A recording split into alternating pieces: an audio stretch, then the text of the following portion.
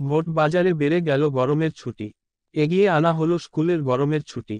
ভোটের জন্যই মূলত গরমের ছুটি বাড়ল বলে মনে করা হচ্ছে। এবার 22 দিন থাকবে গরমের ছুটি।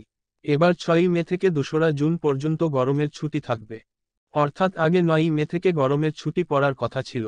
কিন্তু এবার সেই গরমের ছুটি কিছুটা এগিয়ে নিয়ে আসার সিদ্ধান্ত নেওয়া হলো বাংলার সরকারি ও সরকার পোষিত স্কুলগুলিতে।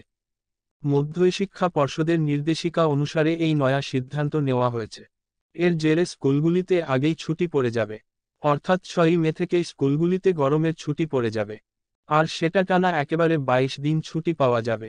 একে তো গরমের তীব্রতা শুরু হয়ে গিয়েছে, তার উপর ভোটের উত্তেজনাও ক্রমশ বাড়ছে বঙ্গে। সব মিলিয়ে গরমের ছুটি এগিয়ে এলে আখেরে ছাত্রছাত্রী, শিক্ষক শিক্ষিকা সকলেরই সুবিধা হবে। কিন্তু প্রশ্নটা হলো উত্তরবঙ্গের স্কুলগুলিতে যদি আগাম গরমের ছুটি পড়ল সেখানে আখেরে কতটা সুবিধা হবে।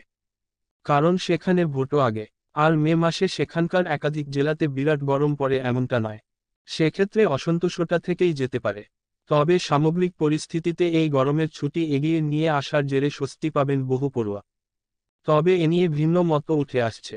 শিক্ষানুরাগী ঐক্য মঞ্চের সাধারণ সম্পাদক কিঙ্কর অধিকারী জানিয়েছেন, 6ই মে আজ থেকে 1 মাস 5 দিন পর। এখন থেকে এভাবে নোটিশ দেওয়াটা বাস্তবসম্মত নয় বলে মনে হয়। তেমন পরিস্থিতি হলে ছুটি আরও এগিয়ে আনতেও হতে পারে, আবার নাও হতে পারে। এত তাড়াতাড়ি ঘোষণা না করে পরিস্থিতির উপর নজর রেখে কয়েকদিন আগেই তা ঘোষণা করাই বাস্তবসম্মত ছিল। এদিকে 19শে এপ্রিল থেকে রাজ্যে প্রথম দফার লোকসভা ভোট। প্রথম দফার জন্য 16 থেকে 20শে এপ্রিল কোচবিহার, আলিপুরদুয়ার, জলপাইগুড়িতে সব স্কুল বন্ধ থাকবে। 24-27 এপ্রিল দার্জিলিং, কালিম্পং, 2 দিনাজপুরে স্কুল বন্ধ থাকবে। তবে আগে গরমের ছুটি থাকত 12 দিন। তবে এবার ভোটের জন্যও ব্যবহার করা হবে স্কুলগুলি। সেক্ষেত্রে সব মিলিয়ে ছুটির মেয়াদ বেড়ে 22 দিন হয়ে গেল। 6ই মে থেকে 2রা জুন পর্যন্ত স্কুলগুলি বন্ধ থাকবে।